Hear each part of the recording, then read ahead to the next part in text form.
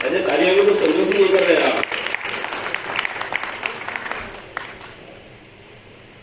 बाबा रामदेव कहते हैं कि तालियां बजाने से हार्ट जो मजबूत होता है, बड़ी ताकत मिलती है हार्ट, तो तालियां वैसे बजानी चाहिए। आइए अब मैं बड़ी अदब के साथ हमारे इस खूबसूरत प्रोग्राम के चीफ गेस्ट हमारे बीच मौजूद है पीएन तिवारी जी, जिनके हम बेहद शुक्रगुजार हैं और शुक्रिया अदा करते हैं, उनका धन्यवाद करते हैं कि वो अपना बहुत कीमती समय निकालकर हमारे बीच आए। मैं बड़ी अदब के साथ उनसे गुजारिश करूंगा कि वो माइक पर आना है, अपने विचारों से अवगत कराएं। जोरदार तालियों से पीएन तिवारी जी का स्वागत करें। मैं दो शेर जरूर कहूंगा।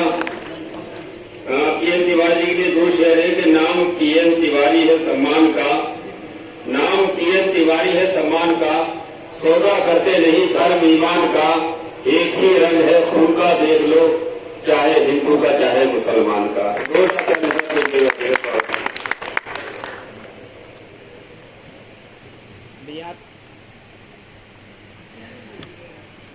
बहुत बहुत धन्यवाद।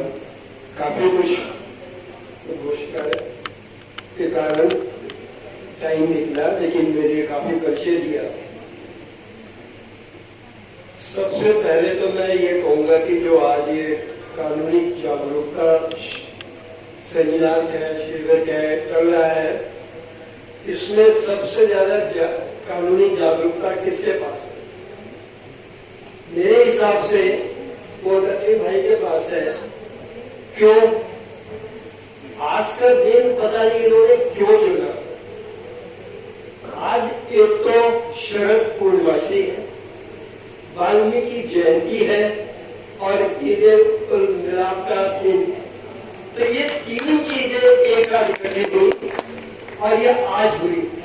और दूसरी बात, आज इस सम्मेलन में तीन ही टॉपिक रखे गए जो तीनों हमारे समाज के लिए जरूरी है और उनके लिए तीनों प्रकार जो वक्ता थे वो हमारे बीच में है। तो ये आज एक तीन का समन्वय ऐसा बना कि वाकई में यहाँ आना, सुनना और इसी इन बातों को आगे बढ़ाने के लिए आप लोग हैं। और इसका मकसद यही है कि जो भी हम लोग आते हैं या बुलाए जाते हैं, कुछ न कुछ बातें बताते हैं। आप लोग इनको सुनते हैं और इन्हें आगे बढ़ाते हैं। तो जागरूकता यही है, एक से एक आगे बढ़े। वो बात दूसरी है, जैसी बेटी ने कहा कि गुजरात में, मैं तो गुजरात से ही हूँ, बहुत ऐसी चीजें हैं जो राज्य सरकार के द्वारा केंद्रित होती है। मैं गुजरात बड़ौदा से हूँ, लेकिन कुछ ऐसी बातें होती है जो पूरे राज्यों में, देश के अंदर होती है। तो हम एक छोटी छोटी चीज पे अपना ध्यान केंद्रित न करके सबसे जो मुख्य बातें हैं हम उनको लेके चलते हैं। यानी जैसे सबसे पहले हमारे गुप्ता जी ने वरिष्ठ नागरिकों के अधिकार बताए। ये आया क्यों? 2007 में तो शुरू हुआ, लेकिन नवंबर 2011 में 4 साल के बाद में एक केस आया। केस क्या था? एक बुजुर्ग दंपति थे जो 84 और 80 साल के थे। एक उनका बेटा था, 2 घर थे उनके। बेटे की शादी हो गई थी, उसको अलग कर दिया, खुद अलग रहने लगे। थोड़े दिन के बाद में बेटे ने उन दोनों माँ बाप को घर से बेदखल कर दिया, न पैसा दिया न कुछ दिया। वो सड़क पे आ गए। किसी आप ऐसे सामाजिक कार्यकर्ता ने उनको समझाया कि आप कोर्ट की शरण में जाए, शायद कुछ आपको मिल जाए। और वो केस पहला केस था जो इस कानून के दायरे में आया। कोर्ट ने वहां पे उनको घर भी दिलवाया, महीने का पैसा भी दिलवाया और देख रेख करने का जो जुम्मा राज्य सरकारों का होता है, चाहे वो वृद्धाश्रम हो, चाहे उनके मेंटेनेंस का हो या मेडिकल का हो, वो उनका प्रोविजन कराया। तो वहां से जाकर के इसका शुरू हुआ। तो ये क्या है? ये सिर्फ कानून तो बन गए, किताबों में भी आगे आर्टिकल बन गए, सेक्शन सब पढ़ेगा कौन, समझेगा कौन? अभी मेरे छोटे भाई ने मिला कि हाँ ठीक है, कुत्ते के काटे के कारण कुछ मुआवजा देना पड़ा, ठीक है, सिचुएशन ऐसी थी, उनको भी सबक मिला और दूसरों को भी मिला। तो ये जागरूकता कैसे आएगी? सिर्फ आप लोगों की मार्गदर्शन से जो आप 1 से 10 से 100 को बताएंगे। हम लोगों को तो ठीक है, एक सैचुरेशन पॉइंट आ गया, आप हमें जब कोई मिलेगा बताएंगे, नहीं मिलेगा। आपका तो एक कंटिन्यूस प्रोसेस है जो बताते हैं। इसके बाद हमारा टॉपिक था, बेटी ने बताया कि महिला सशक्तिकरण, वुमेन एम्पावरमेंट। ये ऑलरेडी 2 शब्द है, एक महिला हो गई, एक सशक्तिकरण हो गया। लेकिन ये दोनों को मिलकर के उठाए कैसे? जब तक समाज में हमारी सोच नहीं बदलेगी, ये कानून किसी काम के नहीं। और ये शुरू कहां से होता है? आज का पेपर अगर आपने पढ़ा है, 3 दिन की बच्ची को मां ने कूड़ेदान में देखे। क्यों? क्योंकि वो लड़की हुई। एक और केस आया जिसमें मां ने अपनी बेटी को प्रोस्टिट्यूशन के लिए फोर्स किया। आज के पेपर में ये क्या है? ये ऐसी मानसिकता है जो खत्म नहीं हो रही, चाहे कितने कानून लग जाए, चाहे ये टाटा में आ जाए, ये जब तक मानसिकता हमारी खत्म नहीं होगी, कम नहीं होगी, इस तरह के ये प्रावधान बनते रहेंगे, हम लोग भाषण देते रहेंगे, कोई फर्क नहीं पड़ने वाला। और बात सही है, जैसे अंकित जी ने कहा कि हम कुत्तों के विषय में जानवरों की प्रायोरिटी कर, लेकिन ठीक है, एक हद तक मैं मानता हूँ जानवरों पे कुछ प्रायोरिटी जरूरी भी है। अभी जैसे आपने देखा होगा, हमारी बैलगाड़ियां चलती है, जब तक वो उसको डंडे नहीं मारता है, बैल चलता नहीं, कि बैलगाड़ी चलेगी नहीं, वो उसको मारना भी जरूरी है। ऐसे ही हमारे गांव के अंदर डॉगी होते हैं, जब वो सामान लाद के चलते हैं तो कुछ तो खड़े हो जाते हैं, कुछ अपने मंजे तक बगैर मारे चलते जाते हैं। वो क्या है? जब उनको पड़ती है तो वो फॉलो करते हैं। तो कुछ हद तक पनिशमेंट भी जरूरी है, लेकिन अननेसेसरली ना। तो इस कानून में एक वर्ड आया, अननेसेसरली कोई पेन या कोई टॉर्चर हो रहा है, हमें वो रोकना है। बहुत अच्छा उदाहरण है ये।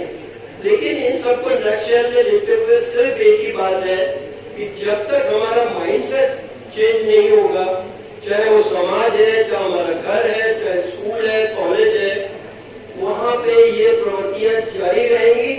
और ये बात दूसरी है कि कोई कहीं को मोड़ देता है, कोई कहीं मोड़ देता है, कोई राज्य अपने प्रॉफिट में लेता है, कोई किसी को डिस्क्रेस करता है, इससे कोई फर्क नहीं पड़ेगा। अल्टीमेटली जब तक हमारी माइंडसेट से चेंज नहीं होगी, तब तक हम कुछ नहीं करें। लेकिन हाँ, हमारी ये जो प्रवृत्ति है, जैसे हमारी संस्था है रियल हेल्थ ब्यूरो, लेकिन आज ये यहाँ पे कैसे आई, ये भी बहुत बड़ा प्रश्न है।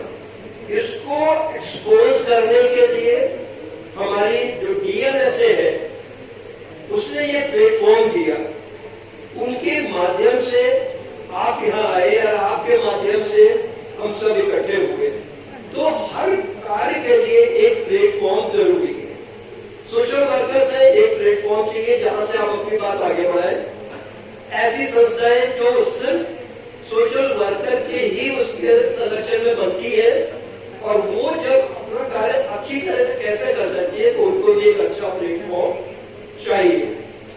तो आज तो खैर एक तरह से मैं इसे बेहतर मानूंगा कि मौसम बहुत खराब है, बहुत लोग आने थे, नहीं आ पाए। जितने आए वो दाल में नमक के बराबर है, लेकिन ये नमक में उतनी दाल अच्छी बन जाती है, वही वाला हाल है। हम लोग इतने सफिशिएंट है, लेकिन ये कार्यक्रम चलते रहेंगे। और मैं ये चाहूंगा जितने आप लोग हैं, आपके पास जो भी जिस संस्था से जुड़े हैं, आप उन संस्थाओं को प्रेरित करें कि डीएनएसए के माध्यम से अपने ही कार्यक्रम को, अपने जो एम ऑब्जेक्ट्स है, उनको आगे बढ़ाएं। आपको प्लेटफॉर्म मिल रहा है, आपको खर्चा भी मिल रहा है, आपको नाश्ता भी मिल रहा है।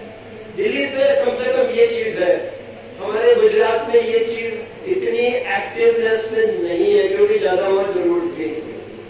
और वहां सिर्फ डीएनएसए का काम होता है, मीडिएशन में केस रेफर हो गया तो कि साहब आप जाके मीडिएट करो, बस, इससे ज्यादा कुछ नहीं होता है। क्या ऐसी एक्टिविटी किसी डिस्ट्रिक्ट में होती है? नहीं होती। आप कौन से डिस्ट्रिक्ट में? आपने बोला मैं गुजरात से हूँ, आप गांधीनगर से हैं। मैं बड़ौदा की बात कर रहा हूँ, राजकोट की बात कर रहा हूँ, सूरत की बात कर रहा हूँ, अहमदाबाद की, वलसाड़, कहीं भी चले जाओ। जो डीएनएसए की एक्टिविटी दिल्ली में है, और वो आज से नहीं है कि आज सरकार नहीं आई तो नया सारी एक्टिविटी होगी, कुछ नहीं है। ये सब चली आ रही है 10 साल से, और डिपेंड करता है कि उनके जो पदाधिकारी आते हैं उन्हें कितना इंटरेस्ट है सोशल एक्टिविटीज में कार्य करने के लिए। इनके लिए जुडिशियल ऑफिसर्स अपॉइंट होते हैं, लेकिन फिर वही बात आती है कि हमारे 10 सोशल वर्कर है, 2 बहुत एक्टिव है, कैटेगरी सबके सोशल वर्कर है, वो 2 सबसे ज्यादा काम करते हैं, बाकी सब शांत करते हैं। यही चीजें इस चीज में भी होती है कि सब कुछ है, लेकिन कुछ कोर्ट्स के काम बहुत ज्यादा अच्छे होते हैं, कुछ का सुनने में आता है, नहीं आता है, क्यों? ठीक है, काम चल रहा है, लेकिन ये चीजें फिर भी दिल्ली में डीएसए के तहत, इस प्लेटफॉर्म के तहत बहुत अच्छी तरह चल रही है। सिर्फ एक अवेयरनेस ही नहीं है, और भी एक्टिविटीज है, वो सब की ज्यादा डिटेल जरूरत नहीं है। मेन मकसद यही है कि सोशल वर्कर किस तरह से अच्छे एनजीओ से जुड़े और उनके माध्यम से डीएलएसए का बेनिफिट ले और अपने कार्य को, अपने एम्स एंड ऑब्जेक्ट्स को आगे बढ़ाए। इसके साथ ही मैं बहुत बहुत आप सबका आभारी हूँ कि आपके बीच में आके मैंने टाइम दिया।